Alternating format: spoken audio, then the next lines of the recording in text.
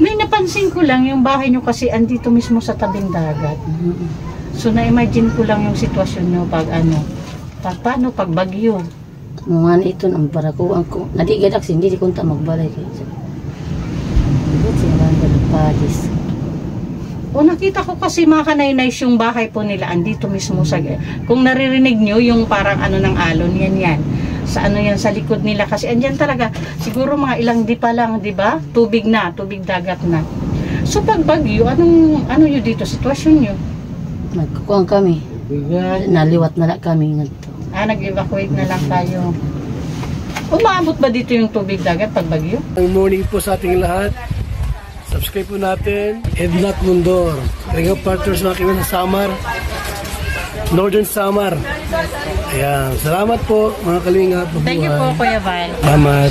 Hindi siya basta babae lang, siya'y haligi kahit nag-iisa. Sa mundong magulo, siya ang paalala na may liwanag ba. Edna Condon, huwarang tunay. Sa bawat laban, taslo ang taglay. Tumutulong sa kapwa sa dughat ng angailangan. Deputy ng grade, sa tapang walang kapantay. Sa bawat video may pusong alay.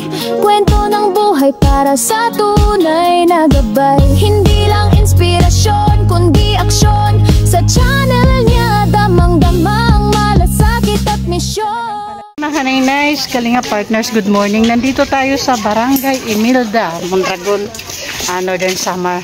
Siyempre kasama natin si Yansky TV. Shout out. Ayan. Scouting po kami mga kanay-nice.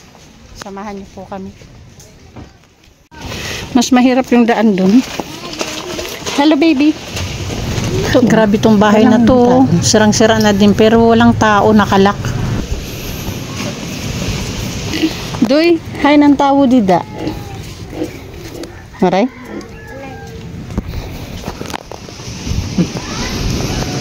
Isang tanong, isang sagot, Maray.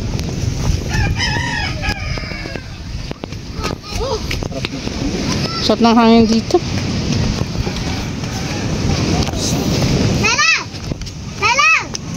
Hello!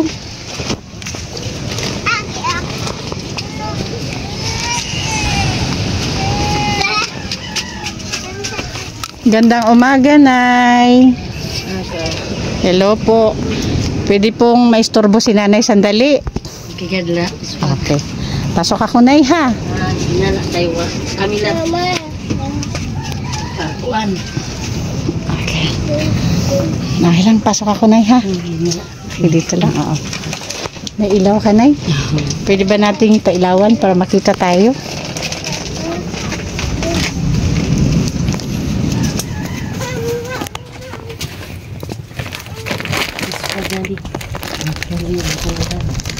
Sana kayo na, itong dalawa. Ayan.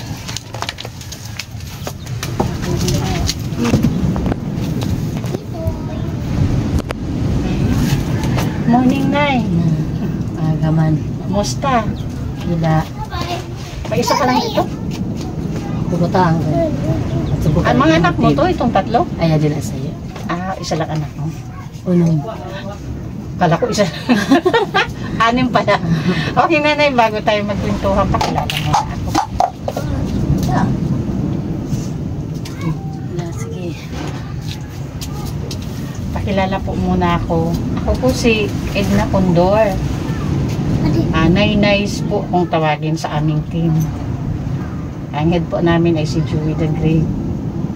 At yung kasama ko po si Yansky TV, pasupport din po. Kasamahan po sa team. Kami po yung The Great Team Moreno na pumupunta sa mga barangay para po mag-inap ng mga pamilya na deserve tulungan po. Kaya andito po kami ngayon sa bahay niyo. Pwede bang malaman anong pangalan ni Nanay? Jessa. Jessa. Sapa. Saba? Sapa. Sapa? Ilang taon na si Nanay? 35. Asan po si Mr. Nay? Nagtatrabaho. May trabaho si Mr. Saan po trabaho niya, Nay? Sa galutan ng Halo Blocks. Paggawa ng Halo Blocks. Mga taga rito kayo. Pati si Mr. Ilan anak ni nanay? Bali, 7. Nawaraan kami sa iyo. Ano magkakaroon siya? Si nanay, ano pong pangkabuhayan ni nanay? Ay, ang lalaki dito. Talagang plain housewife para sa mga bata. Sa itong bahay. Sa inyo ba itong bahay na? Mag-ulay ni sito. December. December pa lang kayo dito. Kaya naganto kami sa ubusan. Yung lupa po, Nay? Nasa nanay.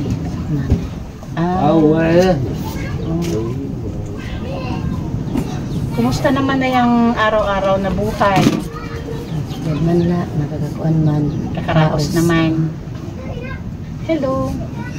Ito anak mo to. Nag-aaral na yung mga anak mo. Hello. Asayo na la, adire. Sa pitong anak mo, isa lang yung hindi nag-aaral. Suhag may asawa na.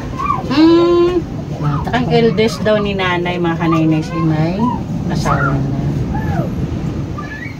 Okay, so nanay, sa buhay may asawa, ano yung mga literal na pinagdadaanan ng mga problema? Ay, damo ang problema. Damo ko.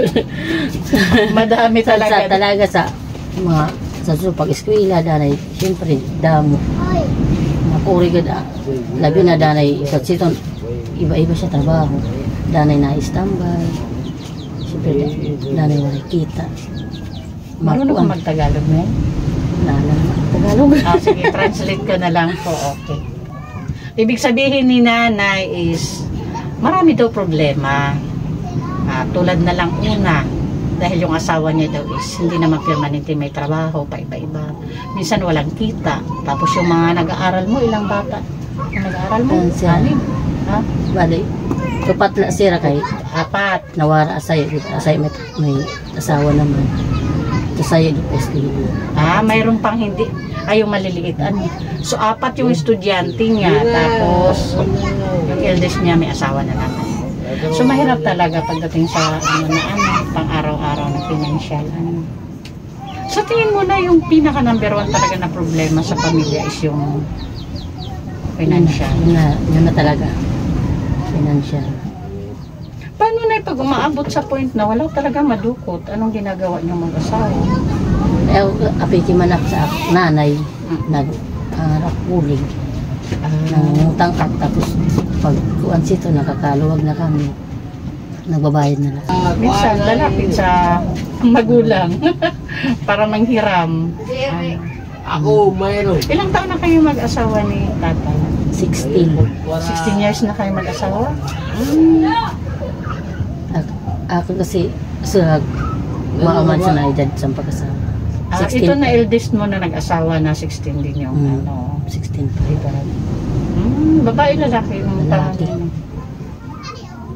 Bata pa. Oo nga, maaga ng asawa. Ano pakiramdam ng magulang pag maaga nag-asawa yung mga anak? Makuri. Mahirap tumakanay-nay. Kung kumani siya nga sito, una pa lang na sitong ko. Bata pa man siya. Siyempre siya good mga buhay. Nag-aaral siya that time nung mag-asawa siya? Kung ano siya, nagpara bulig-bulig sa kanya tatay pag lupad. Hindi na siya nag-aaral that time. Pinag ko. Siya. So may apo ka na. Wala pa siya mga bata. Yung bahay nyo kasi andito mismo sa tabing dagat. So na-imagine ko lang yung sitwasyon nyo pag paano pag bagyo. Mga ito ang barakuan ko. Nadigadak hindi di kunta magbalay kayo. Hindi siya mga padis.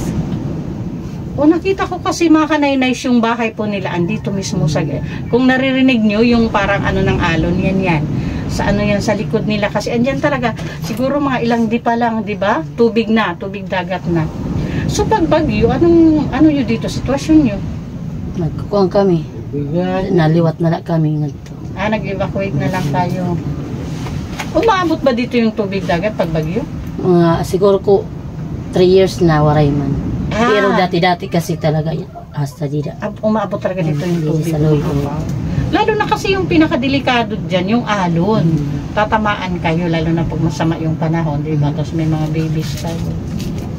Yun yung nakita ko kasi ang dami dito, mga bahay-bahay na. Dito talaga wala man na choice ay bas ito nagbabaralay na lang di ba wala man siyempre abay-bay di ba wala naman di na binabalyo ko ay na di na ito nga di na sila nagbabalay So mula nang mapunta kayo dito sa bahay niyo, hindi pa naman kayo umabot sa ganong senaryo? ari ko maray pa magkaitirang wala pa di ba single Oo. dati gad nagbalay lang kami dito pero nagliwat kami kasi sa August. Kasi panahon ng pag bare months na talaga, di ba, yun na dun yung dumadaan yung mga bagyo, umabot na, dumadaan yung mga bagyo. So at least hindi pa naman kayo umabot sa ganun. Maray pa. So nanay, kung halimbawa, pero sa totoo lang ha, sa anim na anak, hindi biro yun. So nanay, kung halimbawa, tanungin kita ngayon, ano sa tingin mo yung pinaka-problema niyong mag-asawa na kung may tutulong is ikakasaya ninyo, kakasaya ng pamilya? Yung pinakatulong na sa tingin mo, yun yung pinakakailangan nyo. Ay kuan la sa akin la man kuan gud. Kung may mabulig financial gun ko. Financial talaga yung kailangan. Yan ako nga ni kaduwa. May mga balikan siya. Danay, siyempre danay waray. Pakuan lamon ay lamon may mga baraydan siya sa mga live bird. Sa school. Sa school. Yan, kinanglalat niya live bird. Waray. Anong year na yung pangalawang anak? Grade 9. Grade 9. Oo, kailangan talaga ng birth. May Kahit nga sa grade 1, pag enroll mo, diba, tatanggapin ka ng teacher kung wala kang live birth. Pero, bago matapos yung taon, pwedeng sabihin mo to follow na lang, pero dapat matapos yung taon nakapagpasa ka na ng kay dati man kasi di pa man good strict yan na strict na kasi. O lalo na labi ngayon na grade mga 9. api siya sa athlete. Kinanglan with. At saka na ni-advise ko lang, kung kukuha ka ng live birth, diretso mo na PSA kasi gagamitin mo talaga yan. At least hindi na doble kasi kailangan talaga na ngayon hinihingi ng ng school, PSA talaga. PSA na lang kanya kay paglakad ko didi sa kanya kuan nawara nagtagi papadiretso na lang sa PSA. Oo, kasi yun na din ang kailangan talaga ngayon, lalo na sa school, PSA na talaga. At least isang lakaran na lang, hindi ka na magdudubli-dubli ng process. PSA na lang talaga. So ayun mga kanay-nice, sabi ni nanay, kailangan daw talaga ng tulong financial. Dahil nga, syempre, maintindihan naman natin, imagine mo sa 6 na anak. Tapos si tatay lang. Umabot naman magkano yung kinikita ni tatay sa isang araw? Danay man siya kuan 700 800 siyempre di may iwasan na nakakautang kami dito babawasan Naka-advance, may advance pa din, hindi may iwasan. Pamasahe pa niya 100 pera na lang na ulit 100 so ang need na uuwi niya sa bahay is 400 kasi unga naman namamasahe pa, tapos is na tumatanan dito pagkain. Nani, umabot pa kayo sa point na pag walang trabaho si tatay, walang kita, umabot pa kayo sa point na sumasala talaga sa pagkain? Ang danay gad man pero nagdidiskarte na lang kami kung nano kay para la sa kabataan sad na lang siton kay ak nanay di man nakakailip sa amin may man kami di da kuan nagkuha na lang kami ilog na lang Ayun, minsan daw mga kanay-nice talaga, dumadating sa point na sumasala talaga sa oras ng pagkain. Pero,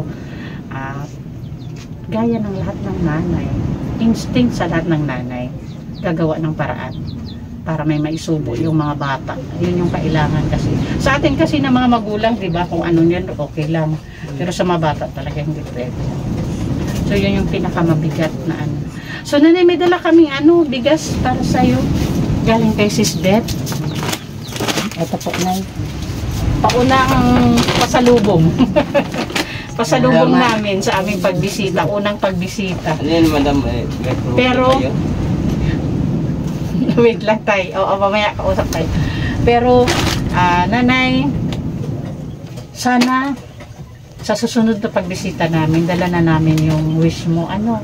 So, tulungan lang tayo mag-pray para sana yung wish mo na tulong financial is maihatid namin sa'yo. ha, pagdating ng oras. So ngayon, ito po yung pasalubong namin sa iyo, galing po kay Sis Beth Jones. Ano po masabi natin kay Sis Beth Jones? Salamat sining kuan kay daka na nga bulig. Oh, thank you, Nay. Salamat. Kasi kami yung inihatid po namin tulong, galing po yan sa ating mga sponsors. Kasi kami po, hindi pa po namin kaya na sa sarili namin bulsa magaling kasi wala pa po kami mga revenue. Minsan swerte na namin na 2 buwan may pumasok na revenue. Minsan pinakamalas talaga 3 months, 4 months walang revenue. Katulad ngayon. So ito lang muna. Thank you Sis Beth sa walang kamatayang pabigas ng buhay. Thank you po. Andito na naman kami. Andito na naman kami. Nagkakatid ng bigas mo kung saan nakakarating. Thank you. Ayun, Nay. Yun lang, ha? Sana dumating talaga yung time, ASAP, na mabalikan kita para sa kahilingan mong tulong financial, ha? Okay. Wala ka bang gustong sabihin?